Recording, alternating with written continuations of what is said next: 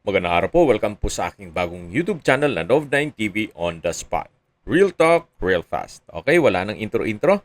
Nandito po tayo ngayon sa Cuenca, Batangas kung saan meron po tayong bagong video presentation, isang residential farm property na may overlooking view ng Mount Makulot. Ito pong property ay may lot area na 2,635 square meters. Patag na patag po ang lupa, kaya usable po lahat. Wala pong masasayang. Ito po'y titulado, kaya wala po kayong maging problema sa documentation o sa transfer ng title. Kung hanap nyo isang property na malapit po sa highway, ito na po yung hinahanap nyo. Gawa ng ito po'y walking distance lang from National Highway.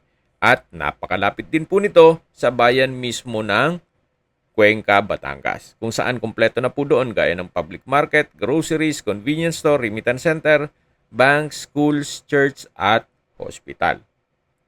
Accessible din po ito ng public transportation. Meron pong regular trips ng bus mula Manila papuntang Lemery na dumadaan dito sa Cuenca, Batangas. At tungkol naman po sa tubig, kuryente at internet provider, opo, accessible din po. Gawa ng marami rin pong mga kabahayan dito sa area. Marami po kayong pwedeng i-project dito. Pwede po itong gawing events place o di kaya resort. Then, i-convert nyo rin sa staycation business. So, depende po sa inyo kung anong magiging project nyo sa lawak nitong property.